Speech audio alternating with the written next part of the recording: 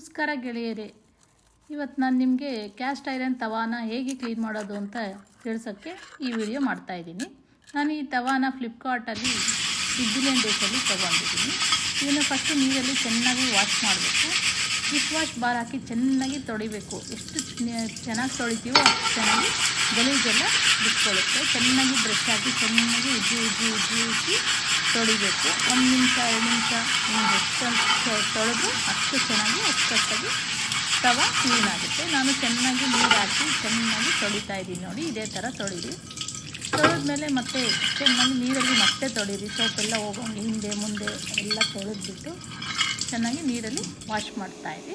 ಮತ್ತು ಅದನ್ನು ಸ್ಟವ್ ಮೇಲಿಟ್ಟು ಬಿಸಿನೀರು ಹಾಕ್ಬಿಟ್ಟು ಅದಕ್ಕೆ ಅಡುಗೆ ಸೋಡಾ ಹಾಕಿ 1 ಸ್ಪೂನು ಅಡುಗೆ ಸೋಡಾ ಹಾಕ್ಬಿಟ್ಟು ಮತ್ತೆ 1 ಸ್ಪೂನು ವಿನಿಗರ್ ಹಾಕಿ ಮತ್ತೆ ಚೆನ್ನಾಗಿ 1-2 ನಿಮಿಷ ಕುದಿಸಿದಾಗ ಏನಾಗುತ್ತೆ, ಅದರಲ್ಲಿರೋಂಥ ಗಲೀಜೆಲ್ಲ ಬಿಟ್ಕೊಳ್ಳುತ್ತೆ. ವಿನಿಗರು ಮತ್ತು ಸೋಡಾ ಹಾಕಿದ್ದಾಗ ಫುಲ್ಲು ಕ್ಲೀನ್ ಆಗುತ್ತೆ. ಚೆನ್ನಾಗಿ ಕುದಿ ಆದಮೇಲೆ ಮತ್ತೆ ತೊಳೆದ್ಬಿಟ್ಟು ಮತ್ತೆ ಅದನ್ನು ಆನಿಯನ್ನಲ್ಲಿ ಚೆನ್ನಾಗಿ ಕ್ಲೀನ್ ಮಾಡಿ 1-2 ಸ್ಪೂನ್ ಆಯಿಲ್ ಹಾಕಿ ಮತ್ತೆ ಆನಿಯನ್ನಲ್ಲಿ ಚೆನ್ನಾಗಿ ಉಜ್ಜಿ. ಆವಾಗ ಅದರಲ್ಲಿರೋಂಥ ಇನ್ನೂ ಸ್ವಲ್ಪ ಗಲೀಜು ಏನಾದರೂ ಇದ್ದರೆ ಕ್ಯಾಸ್ಟ್ ಐರನ್ದಲ್ವಾ, ಸೊ ಹಾಗಾಗಿ ಮತ್ತೆಲ್ಲ ಕ್ಲೀನ್ ಆಗುತ್ತೆ.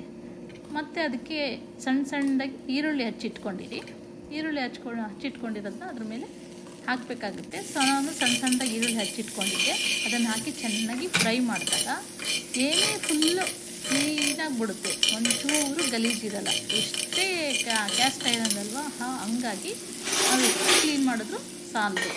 ಮತ್ತು ಅದನ್ನು 1 ನಿಮಿಷ ಚೆನ್ನಾಗಿ ಫ್ರೈ ಮಾಡಿದಾಗ ಏನಾಗುತ್ತೆ, ಸುತ್ತಲೂ ಗಲೀಜು ಏನಾದರೂ ಇದ್ದರೆ ಆ ಈರುಳ್ಳಿಲಿ ಬಂದುಬಿಡುತ್ತೆ. ಸೊ ಫೈನಲಿ ನೀವೇನು ಮಾಡಬೇಕಂದ್ರೆ, ಈರುಳ್ಳಿನೆಲ್ಲ ಕ್ಲೀನ್ ಮಾಡಿಬಿಟ್ಟು 5 ನಿಮಿಷ ಲೋ ಫ್ಲೇಮಲ್ಲಿ ಬಿಸಿ ಮಾಡಿ ಒಳ್ಳೆ ಬಟ್ಟೆ ತೊಗೊಂಡು ಚೆನ್ನಾಗಿ ಉಜ್ಜಿಬಿಟ್ಟು ಫೈನಲಿ ಕ್ಯಾಸ್ಟ್ ಐರನ್ ತವಾ ರೆಡಿಯಾಗಿದೆ. Thank you for watching my channel.